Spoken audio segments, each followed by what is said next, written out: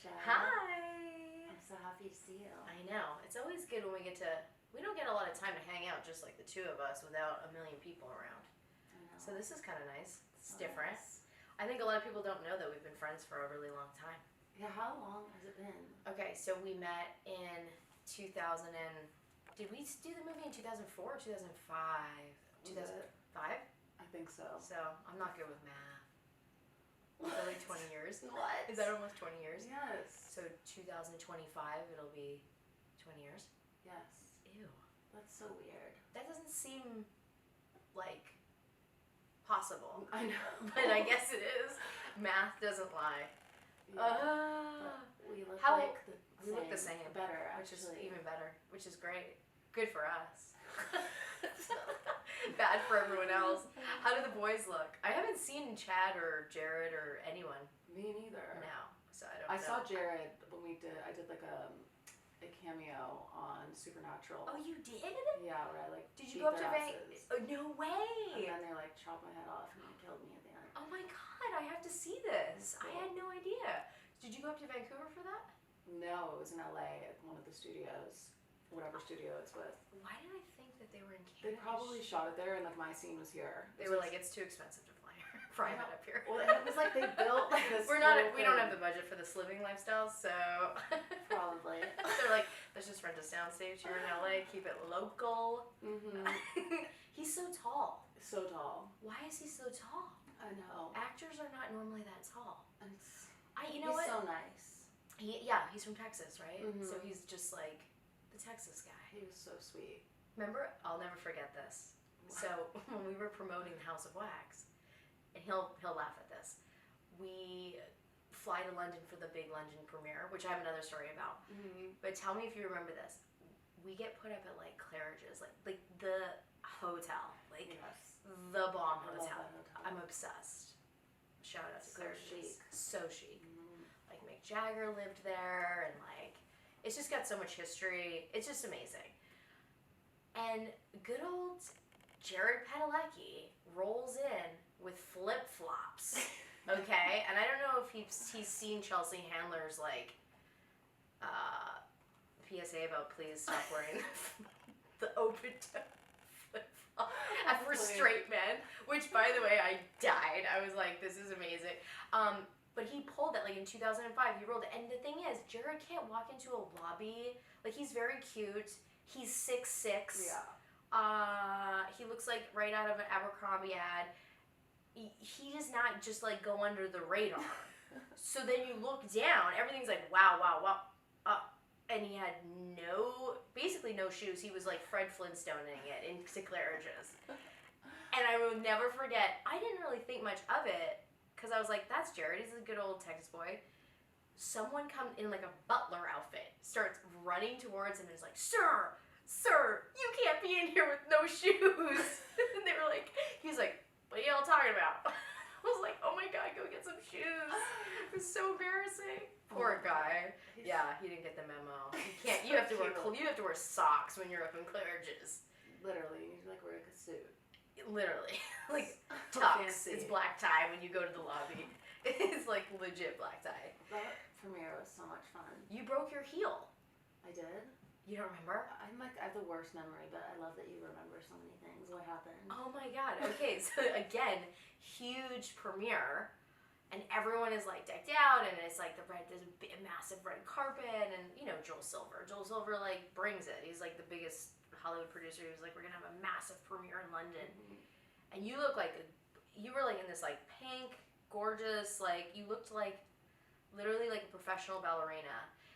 Thank you. And as always, and then you came over to me and you were like, babe, I just broke my heel, and I'm like, what? She goes, I'm walking down the red carpet and my heel snapped. I'm like, I'm like shaking. I'm like, what are we gonna do? And you're like, oh, it's fine. I have it in my hand. It's good. And you like healed it, like you like faked like that you had another, and like it was like nothing for you. You were like, oh wait, it's fine.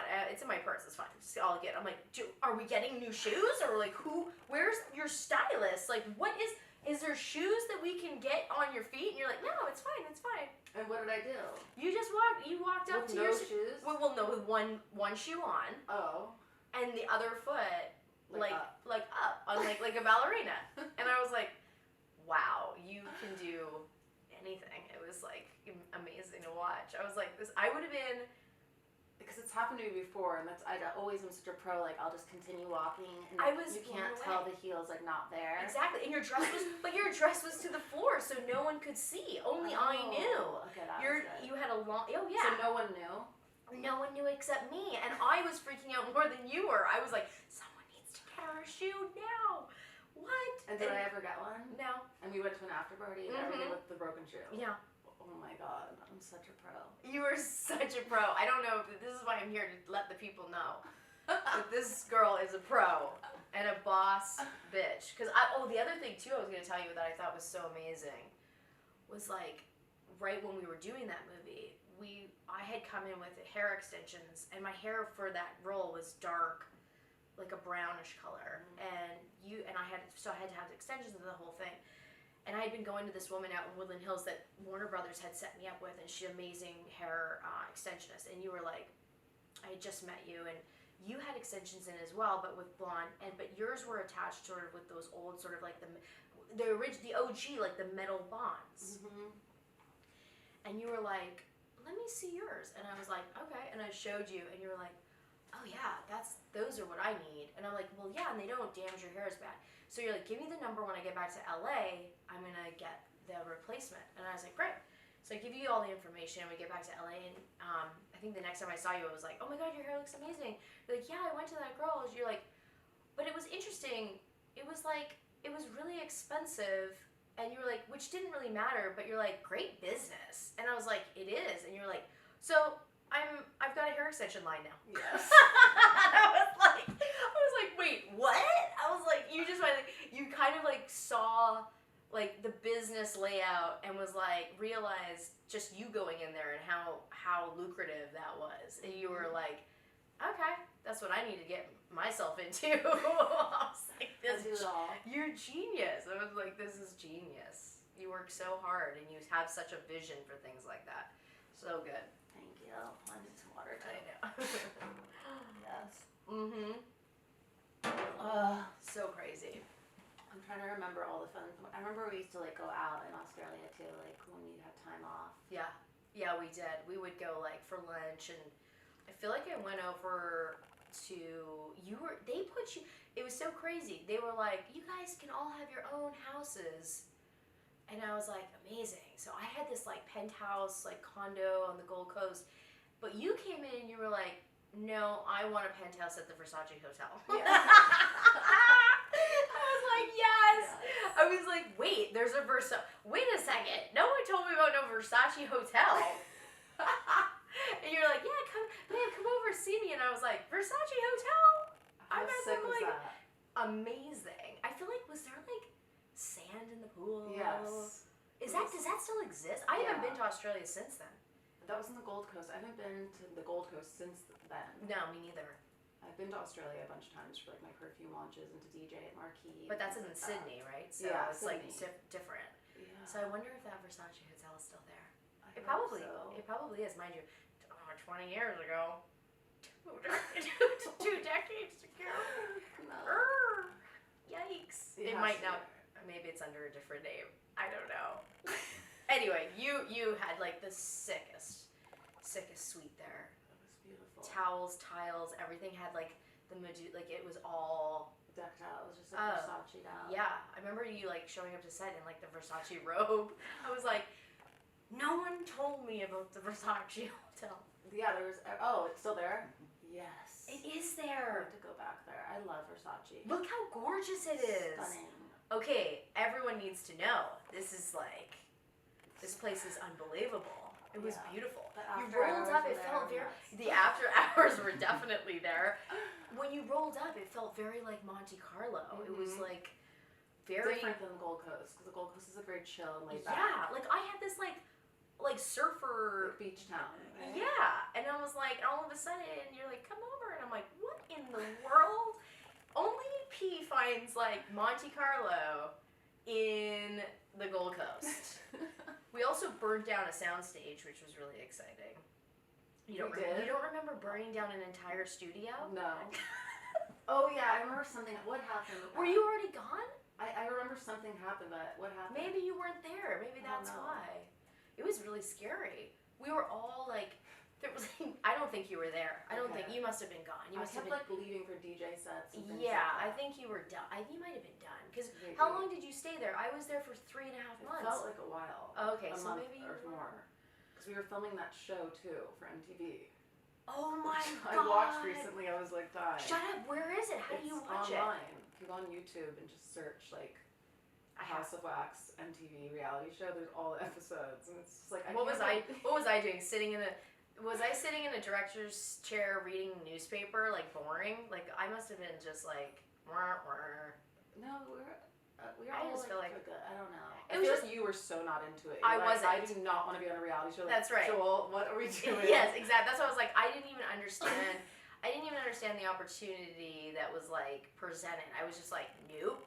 And I don't know why. I think I was just like being on set and like behind the scenes is always sort of like breaking the fourth wall for me, where it's like it then pulls away all the stuff that you work on and you prep for to make the film as believable as possible. So I was like, why are we letting everyone into sort of the behind the scenes of it? And like, so wrong, obviously, but it was, so I must have been just like, just grumpy pants the whole, was I just like, oh, that chick is so lame?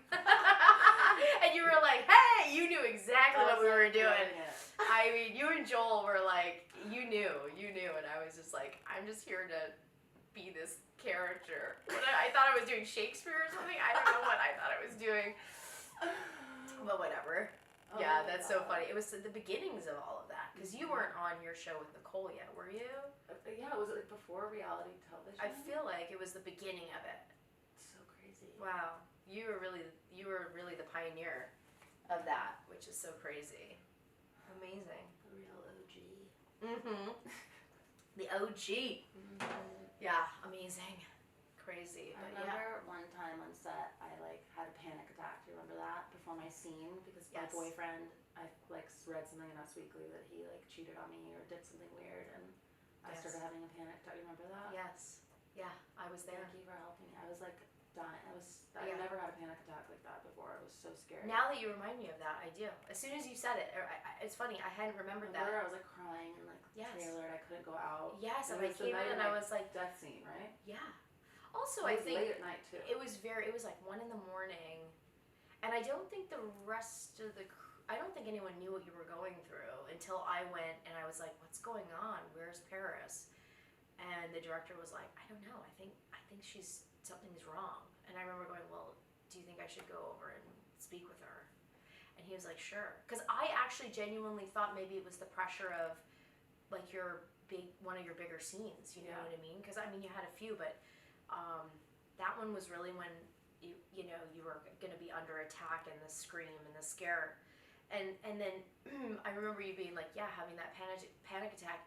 And I think I said to you at one point, like, I'll go out there with you, and then we'll, like, at the scream moment, we'll scream together. Yeah. I was like, and everyone was like, what is Elisha doing on this? I was like, ah! We had everyone scream, the director, everyone. Oh, that's right. Because I was like, I feel beyond screaming. I don't want to do the scream part. They're like, we'll all do it together. I said, everyone, let's go, round them up. Everyone's gonna scream. Let's go. Well, that way it was like sort of breaks the ice, right? If everyone else has to commit to it, and then I just figured that would make things feel more comfortable for you. But it's so funny, like I just did like another horror film, which I hadn't since then, and I just did one during the pandemic in 2020, and I remember thinking that again, like when it came to that scene where there was a moment that was similar to yours, where this like monster comes in and it's the jump scare, and I have to scream, and I just remember getting in my head for like a split second, going like, oh god, I really don't want to do this. This is awkward. And then I went, no, don't. You have to like get those like inner saboteur sort of voices out of your head and just go, I'm just gonna have fun with it and go, and just let it rip. So I think I scared everyone. I was like, everyone like hit the roof. I was like, I'm going for it. Let's go. But yeah, I remember that. That was crazy. The movie was so good. People still are like obsessed with it. I feel like it's like I'm getting a lot of like people like texting me or whatever, like it's like coming back. It's having like a, why is that? Do you know? Or is it just random? I don't know. Just forever I've seen it on social media, people always talking to me about it, but now they're like really I don't know, maybe they're playing it a lot right now. Maybe. It's strange, but it was like, yeah, I see that as well, like in tweets and all kinds of stuff. So, wow, it's amazing. Almost 20 years later, that it's still like a little bit of like a cult classic now. And it's funny because it's like the third version. Yeah. You know, so it's which is the best version they're saying. I was screaming. I remember at the Westwood premiere. I was so scared. Scary. It's your opening part is really like your whole, like, without giving away, mind you, it's 20 years old. I'm not no spoiler alerts here. What your death scene is really crazy. I mean, and I remember thinking at the London premiere, I remember the director being worried about, you know, your feelings, and that when we got to the point where you die, that the audience might, because horrors, like, there's such diehard fans of the genre itself, that he thought maybe like people would be like, yay, and that you would take it the wrong way. And I'll never forget, like, you got killed and everyone roared and there was this huge cheer in the theater, and you got up and you were like, yes! You did not take any of it personally. You were like, you loved that they loved it. You were right beside everyone else in their excitement for it, and like, it was just iconic. And I was like blown away on so many different occasions where I thought like, ooh, this could be taken differently, or oh, she might, you know, be like, oh, whatever. You were like right there and so aware of the power of that and like how iconic it was before it was even iconic. And I was like, I looked at the director and I was like, yes, she's good. She's good. One shoe. She's good. I love this chick. I love her. It was amazing. I couldn't believe it. It was so great. And I learned a lot in those things, like later on, like looking back, going like, yeah, duh. Like, why take things so seriously? It's ridiculous. When did you like, were you always like that? To not take, like, in school, we're like, if people were like bullied, like, I'm sure you had like scenarios where you were just always like, whatevs. Like, how do I teach my daughter not to like take things badly? Like, you know what I mean? Like, I don't know. It's such a good skill.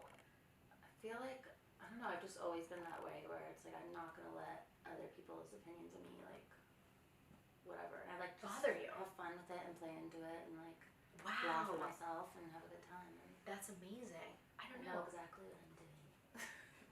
I know. You have like this hyper awareness, like on like another level, like you can see it for what it is. Where for me, it's like, for so many years, I feel like I was so striving for perfection when perfection doesn't really exist. And really, I lost for a lot of my earlier years in acting. I was like, so like, I wanted to be the next Meryl Streep. You know what I mean? Like, that was in my head. I was like, I was striving for such such perfection, and in doing so, I like prevented myself from really exploring things in the, you know, unpredictable and the fear of it all. Like, you know what I mean? So I had other qualities that, you know, was like super professional, and I really worked hard, and I did a lot of my homework, and I, you know, and it got me to a point, and that's when I think for myself, just artistically, I felt like I hit a wall, because you can only strive for that for so long. And then I was like, okay, I gotta do something that's just gonna completely shake everything up and terrify me, and that's when I started sort of pursuing comedy, and then that opened up a whole new thing. So now I feel like I'm a lot more versatile, but my goodness, like I wish I would have had your skill set earlier on. You know, you're doing quite all right yourself, dear.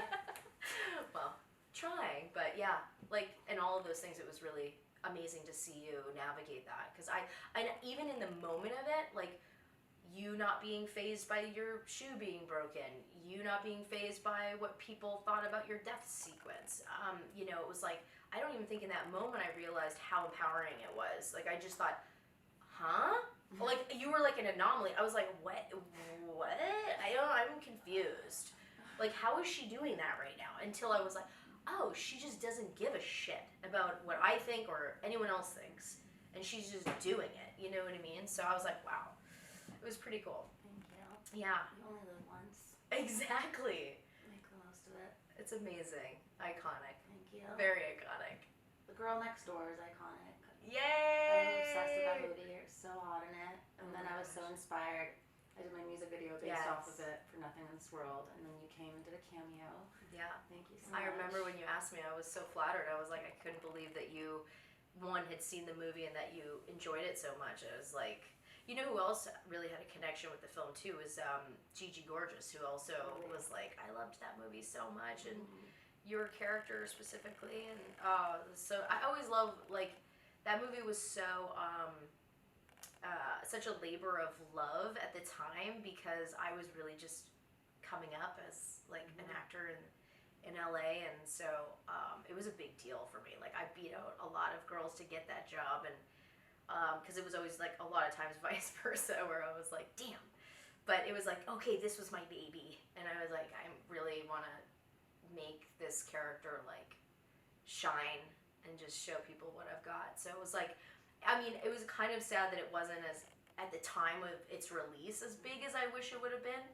But in the long haul, looking back, like, it was exactly meant to be what it was supposed to, and it's been such like an amazing thing to be able to say, like, that was me, I did that.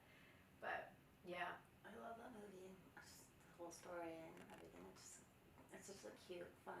I know, which is Happy weird because it's story. about a porn star. I know. I know. But Which makes it you played it so interesting. well. Oh, that's so nice.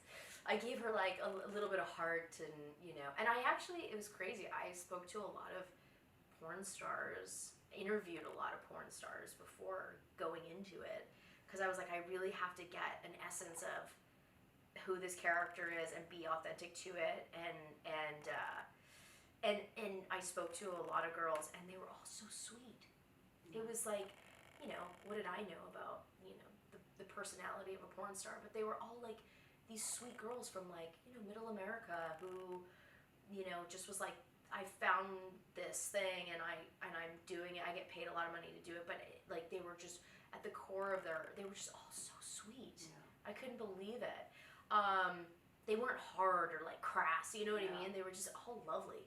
And so I was like, that seems super authentic to me now. Like, I could see where, you know, she just ended up with the wrong people, and, you know, falls in love with this really sweet guy and wishes her life would have been that way. But it, you know, she's obviously caught up and involved with, you know, this whole lifestyle. And anyway, so I was like, this makes total sense. It was interesting. So I liked that I brought that sort of authentic little take to it, because it could have been a totally different character if it would have went down a different road, right? If you didn't really, if you don't feel for her, then the movie is destroyed. Yeah. You know. Definitely. Yeah. I had a question. Okay. Like about that type of stuff. Oh, where is it? Mhm. Like sexualizing. I have no idea what it's called. 1 second. Here we go. There you are. Okay. Hold on. Where is it? Okay.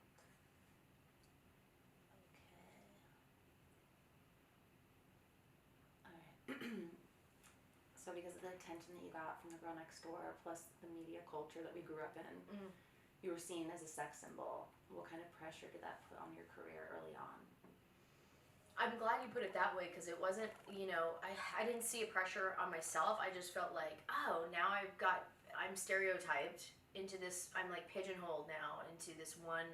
And for me, developing Danielle and that character in The Girl Next Door felt like such an exploration, and it felt like such a deep dive. And I don't think I think because the culture at that time was very much in unison with sort of that character, it kind of got lost in the shuffle because it didn't feel that extraordinary, you know. And for me, it was a huge stretch, because you know me, I'm not like, you know, you've seen me sometimes, I'm like, I'm not even full glam every day. I'm like super chill. Like, this is like a lot for me. I was like, so it's like, so for me it was like, one, I didn't feel understood, and because I felt like I had developed that character, I didn't come to the movie like that. Like, that was my development for that character. So I felt like that got lost. And then after that, there was like this pressure of like, you know, maybe the fashion world or whatever saw me as a certain thing when really it was a character, and it took a really long time to kind of,